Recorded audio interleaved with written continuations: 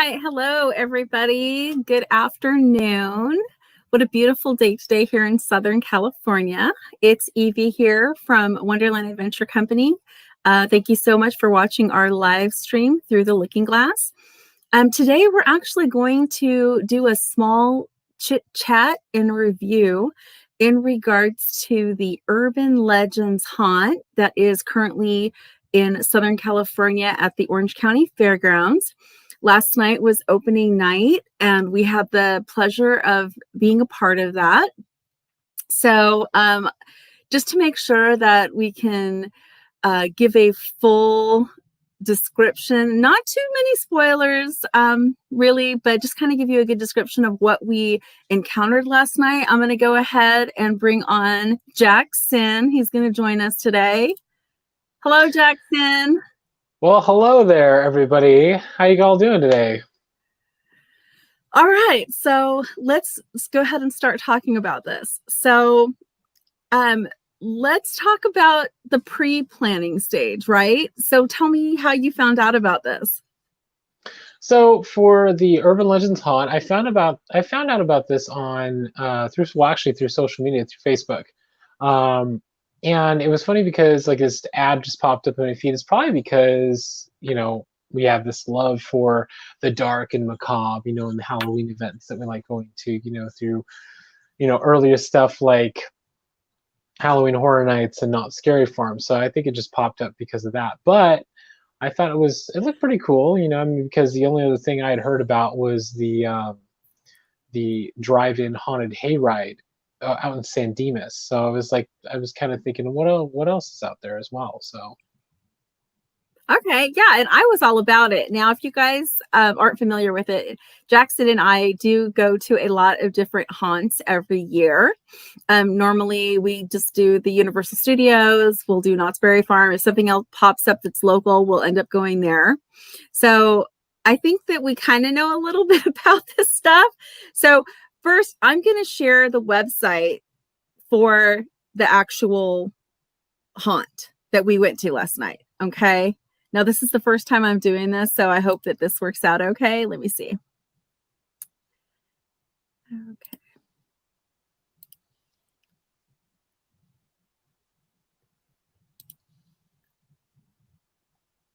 All right. So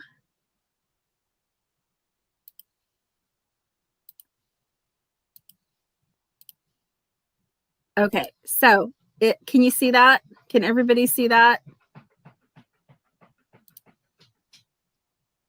I hope so. Okay. So this is the website that came up when you go to the haunt. And I'm looking at it and I'm thinking, hey, this is pretty cool. I mean, this zombie sitting in the back seat, and you have this beautiful image right here. Well, to me, it's beautiful when it's raining and there's like a stranger sitting in the road. So I went ahead and took a look. And here is the information for the experiences. Now, for the experience, it's $79.99 per vehicle, and you can have up to 5 people in the vehicle. You can also buy snacks and those kind of things. Well, when I ended up purchasing the tickets, I did pay the $79.99, and it ended up being $107 after fees. Now, there are other options that you can get. You can actually get snacks. Those are that you could pre-do when that's fine if you want to do that. But that was the first impact that I had of the experience. So it was a little different than that, right? What do you think? Yeah, so it was a little bit different. So I mean, we're just so used to going to haunt events, like where the characters are like a foot away from your face. You're used to that. Like people, I'm gonna touch you, But when you're in a car setting, it's like you think, oh, well, this seems a little bit different. Like, how am I actually gonna get scared? Well, you actually do get scared because you're like in your own little bubble. You know what I mean? I would like in your own little doom buggy, if you will. But you were in your own little bubble, and you can't see if somebody's coming down, under, by the car or the bottom of the car. You don't know if somebody's going to pop out in front of you or what loud noise is going to go off. Like, you don't know that. So there still is that fear factor, if you will, that's still there. And if you guys have any questions while we're talking, please feel free to just post comments, and we can definitely answer those questions. Now, I have some clips, and what we're going to do right now is we're going to go through each section of the experience, and then we're going to explain a little bit about each session. I don't want to do too much of a spoiler thing, so I'm going to try my best to not show too much. So these are really just small clips. Okay. So this is the first one, which I called the staging area. Okay. So this is where us driving in, we've already been in line for almost 2 hours, hour and a half. We drive in and they tell us to park. Do you want to say something? Go ahead and say something. I was going to say, it's like, yes, it seemed like a while. We started watching part of Hocus Pocus while we were waiting in line. But, I'd say probably about an hour you're in line. Okay, so we end up in this parking lot area, right? And I called it the staging area because at this point, I have no idea what's going on. Did you know what was going on? I did not know what was going to happen. I really didn't. All I saw was there was a giant screen in front of us, and they were kind of talking about different urban legends within Southern California. Okay, and that is a good segue into the actual first part. So let's go ahead and take a look at that. Occult signs etched into the concrete have proved fruitful for many urban legend hunters as they connect the site to previous groups like the Freemasons and other secret societies. Hidden passageways beneath old rides and the lore of mysterious creatures creeping underneath the belly of the carnival keep this site fresh for curious teenagers. Okay, so that lasted like 15 minutes. I'm not going to put you through that, right? But okay, so now that I know what had happened, that was actually where they were explaining the rest of the rooms or what that room was, right? Is that what you got from that? Yeah, so they were going through the urban legends that the entire haunt is based on. So you have like these areas that are in, these scare areas, if you will, that are in the drive-thru haunt. And that's what they're based on, is urban legends. Now, I don't want to give too much away, you know what I mean? But I will say that each area is tailored to each urban legend. That's all I'll say about that. Okay, so what my question was, what was that first area? Because what you guys saw is what we saw the whole time. That is what we saw. Now, there were these people, there was 3 people, and there were park benches, 4 people. Okay. All right. But like the one person makes the difference. So there was actually 4 park benches in the middle of that arena where you saw the screen. And they were 4 people and they were standing on it, kind of like still. But then when the film started playing, they start walking around and saying hello to everybody, and they're wearing in and out outfits. They're dressed like they work at In and Out. And they're going around to the cars saying hello and like all this stuff. But I did not understand what that legend was. If you work at In and Out, you're gonna go crazy. Sorry, I think love you, but I think that they were probably brainwashed by a cult. That's what I really think that was. I think that they were brainwashed by a cult, because there was mention of cultism in, as the, before like the entire haunt started. So these people were very erratic. They were, maybe they were psychopathic in a way, but they didn't want to harm us. They were very talkative. They were very personable. They were very personable, but there again, I don't know if I would go home with any of them, because there was a point in time where they would just stop and look at the sky. So I don't know what they were on, if they were on something I don't know, or if they were just getting high off of life. But I will say that they were pretty erratic. That's what I will say. Okay, fair enough. We'll leave it there. And also, In and Out, we love you.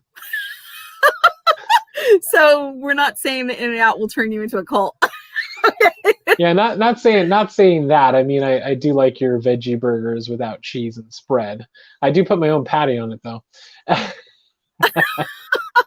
right, let's move on. Okay, so now after everything happens, the lights in the area go on, everybody starts turning their cars back on, and then you drive to the next room, right? Okay, so here we're driving. The next haunt, yeah. The next section, right? Mm-hmm. Okay.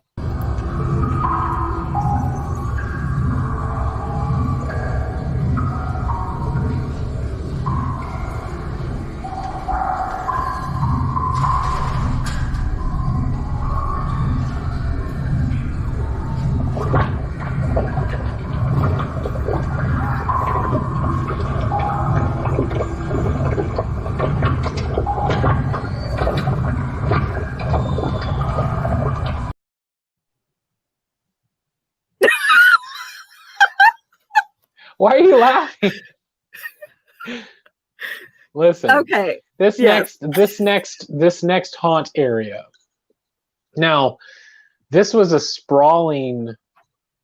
All I'll say is this was a sprawling cave. Hence the dripping water, and the cave-like atmosphere.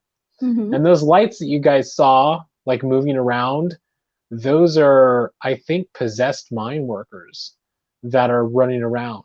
Now, there are derelict cars within the area as well, like damaged cars and destroyed cars and cave walls that you're in, but you don't know what's happening because it's very dark. You can barely see anything.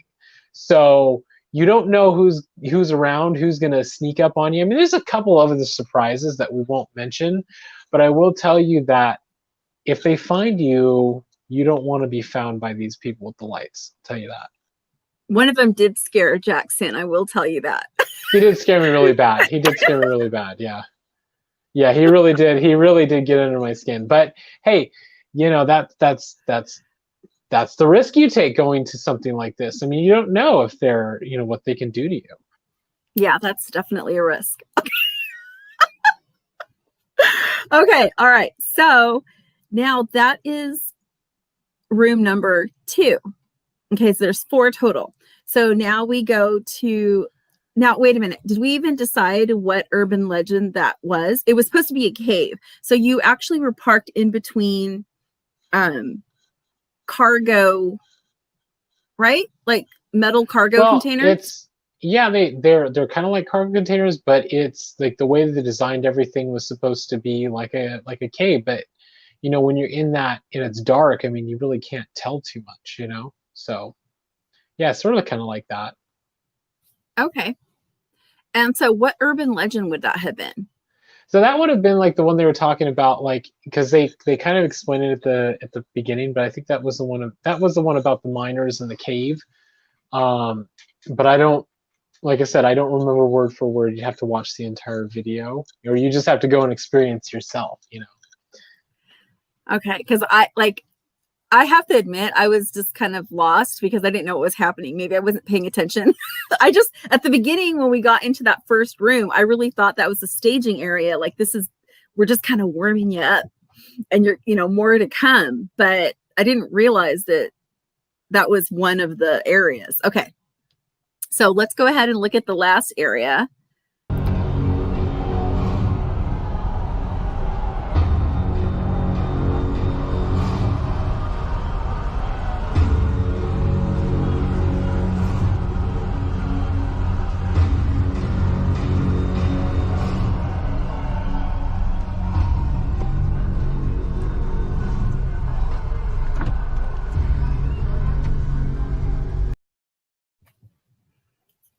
Okay, right?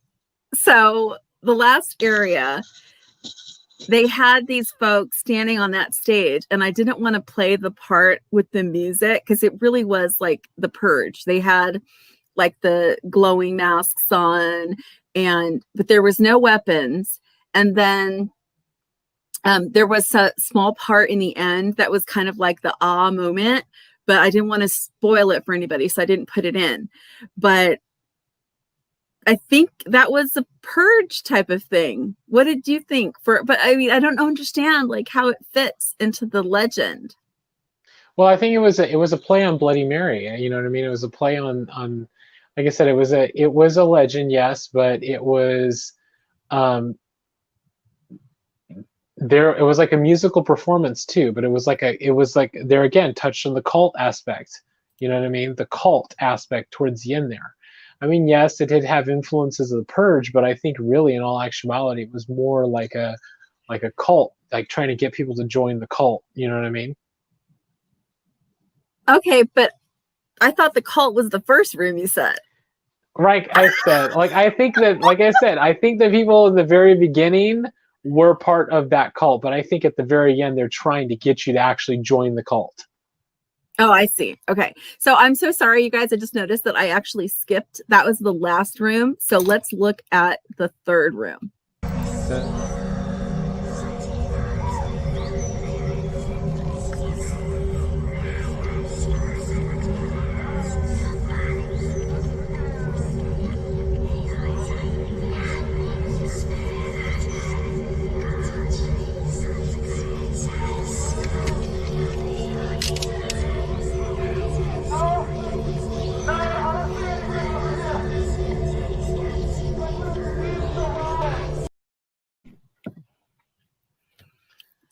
Now that one I got that one. That was like the legend, the urban legend of the people that go camping and they're never heard from again. So I get that one. And that one was actually the one that scared me the most because there was a guy in like a gorilla outfit that was going from one tent to another and like killing each person in the tent. And then there's these other people that are holding lanterns, I guess, looking for their friends, right? Is that what that was? That was a Sasquatch. There was a Sasquatch. Listen, it's the legend of the Sasquatch. Totally okay, off. It's the legend of the Sasquatch. And there were campers. There are no longer campers anymore. But yeah, so that the Sasquatch is stalking them. But they're also stalking people in the car. So you don't ever know where the Sasquatch is. So that's why you got to be careful, because he could be stalking you. And they're coming from all multiple, locations. So you never know where the Sasquatch is. So, I mean, it's a little intense in that area. Yeah. Okay. So like overall, as far as the experience overall, I really have to say you cannot compare it to a regular haunt in a regular time, because this is definitely not a regular time for us. And granted, it was not exactly what we anticipated. We were a little bit underwhelmed because of the website that we showed you in the beginning. Like that was the advertisement. That was the website. It's creepy, something that you would see. But then when we get there, it was a lot of disappointment, I think, in the beginning. And I'm sorry I had to say that. I had to be honest. A little bit disappointing at the beginning, but overall, it's like they get an A for effort, is like what we were talking about, because they're trying to bring something in for the holiday that is kind of spoiled for everybody, and to make it feel like Halloween and to do the haunt. I thought it was great. I thought that they did a great job, and they really did put all of their effort into it. You could tell that they all really cared about the experience they were giving. So I would have to say, yes, if you need to have something for Halloween and this is one of the options, then definitely go and enjoy it. You can eat snacks in your car. There's no drinking. So just FYI, can't drink and drive, right? But yeah, you can't drink and be in that parking lot because you are driving a car. But yeah, take your snacks, and you can have up to 5 people in the car. So if you do have a family unit, a safe family unit of 5 people. You guys can split the cost. But I would recommend going. Would I go again? I wouldn't be able to go again. I don't think I can take that one more time. But like I said, the effort was there. What do you think? Well, I think, I mean, my personal score, I just give it a solid 7 out of 10 because, like I said, they're really trying to bring joy to a holiday that's been kind of essentially ruined by everything that's happened in the world. But I mean, I don't think I could say ruined. I mean, because the world's constantly changing every day. I mean, we didn't expect to be in this situation for as long as we've been in this situation. But I give them an A for effort. I really do because, you know, they're really kind of putting their all in there. I mean, between the fog and the lighting and the sets that they've managed to build, I think that they've done a pretty good job. Were there certain things that could have been added to the experience? Of course there is, but that all comes with like money and time and things like that. But I think that as they progress through this month, I mean, because we just went on the first night last night, so we don't know how much it's going to change as it progresses through till the end of October. So I mean, if I were to go now and then go on the last night, it'd probably be completely different. But I think that they're really doing a good job, and I really think that they're really gonna try to scare the pants off you as much as they can within reason. Oh, and another great thing I want to mention is that you have to wear your mask when your windows are rolled down. You have to wear your mask when your windows are rolled down. If your windows are rolled all the way up, it doesn't matter. You can have your mask off, right? But if they're rolled down, you have to wear a mask. And all the performers that are performing, all of the scare actors, everybody is wearing masks. Yeah, all the people who like bring you into the people who usher you in, everybody's wearing masks. Everybody's wearing safety vests, all that kind of stuff. So you know where you're supposed to be. And from section to section, they have red light for stop, green light for go. So you know what to do when. And I think all in all, I give them a solid A for effort. Would I go again? I don't know. It's hard to say. Probably not, because I like to experience things one at a time. But I don't know. It depends. I guess it just depends. So I mean, I'll leave it up in the air. I mean, I think everybody should go out there. If you're planning on going to haunt, I think that everybody should go out there and experience it. I think everybody should just do it for one time and see what it's all about, see if they enjoy it or not. And then you make up your mind. But believe me when I say this, we left out a lot of stuff. We only showed you these little clips. We left out a lot more that they were doing. So I think you guys are really going to get a kick out of it if you do go. Now, just to bring up the point, the VIP, right? So there is a choice to do a VIP experience or do a regular experience, and the price is not a huge difference. I actually would encourage you to do the VIP because first you get those light sticks, right? So you get these cute little light sticks that you can use for anything. So you can repurpose those. And then also too, when you're driving, they make sure that you're in a specific lane for the performances, so you have better viewing for the performances. So keep that in mind when you guys are buying your tickets. I would prefer, I think, to be right in the first lane, to have to look over other cars. Mm-hmm. Yeah, I know. And the thing is like they have a lot of lines, and they have two. At first, they start you off with 2 lines when you enter into the parking lot. And you're in the lines. Then you go up there and they check you in, and then they disperse you into different lines. So it goes from only 2 lines up to 7 lines. 7 lines. And like the VIPs are on the first 3 lines. You know what I mean? And they zoom those into one as they go through. But like the other one, you're thinking that you have more time to wait while you're in the other line. So I think if you do VIP, you're going to get ushered into the line a lot faster. Okay. All right, guys. I hope you enjoyed our review of the Urban Legends Haunt that is happening right now. Opening night was last night, and they will go through November 1st. So if you guys have a chance to check it out, I think you should do so. When I post the video up on YouTube, I will definitely add the link to the site if you guys are interested. And please feel free to comment on what you saw today if you guys want to see anything else. And don't forget to subscribe and ring that notification bell.